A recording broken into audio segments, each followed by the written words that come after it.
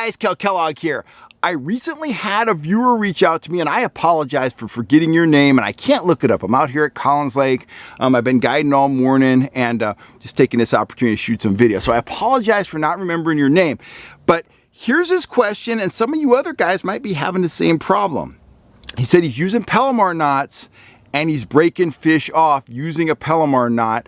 And he heard me talking on the channel. You know, I said I tie a pretty darn good Palomar knot. I think he said I tie perfect Palomar knots, and I might have said that.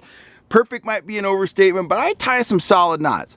If you're breaking fish off and you're using a Palomar knot, there could be a few things going on. Let me show you how to tie the knot first, and then we'll talk about some of the other factors that might be leading to you breaking fish off, okay? I'm using a 20-pound section of fluorocarbon line here just because I think you can probably see it pretty good.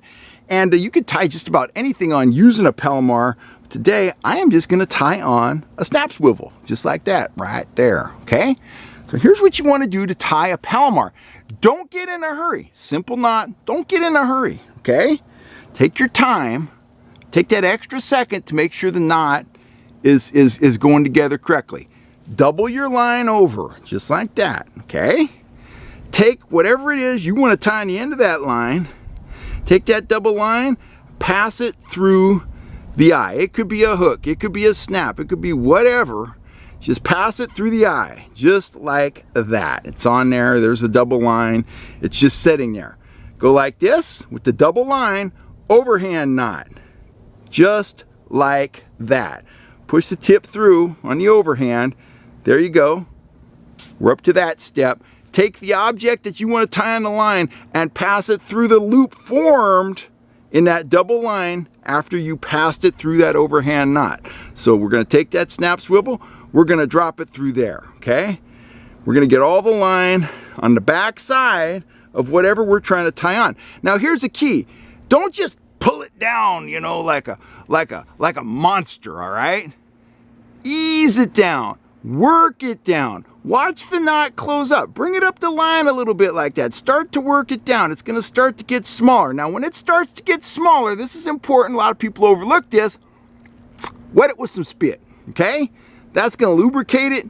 Start it down, keep working it down. It's getting smaller and smaller and smaller, and you can pull on either end of this line. Watch it go down. Watch all those knots, just kind of all those crisscrosses form down into a nice tight little package like that.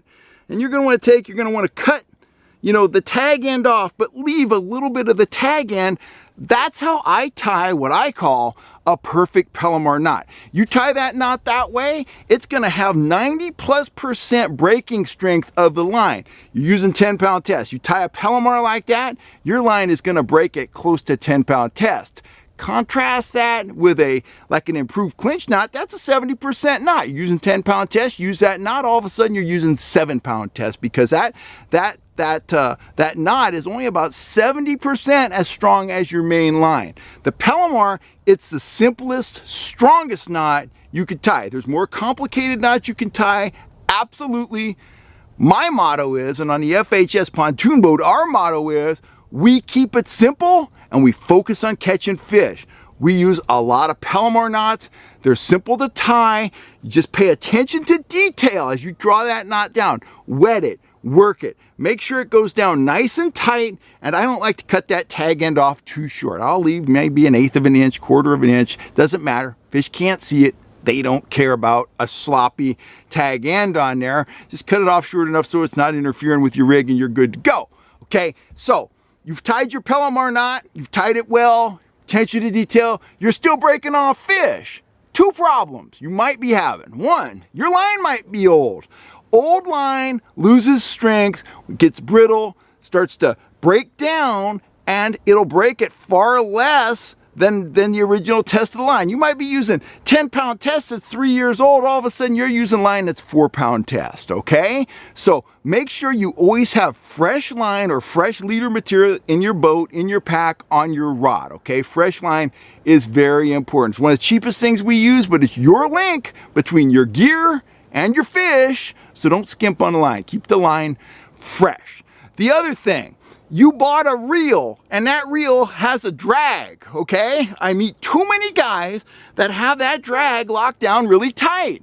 The whole object of having a drag is that when you get a big fish on and he wants to run, he can pull line off the reel and the line doesn't snap. You paid a lot of money for that reel. Use the drag. Don't just lock it down. There's some applications where you want a pretty tight drag. Sturgeon fishing, lingcod fishing.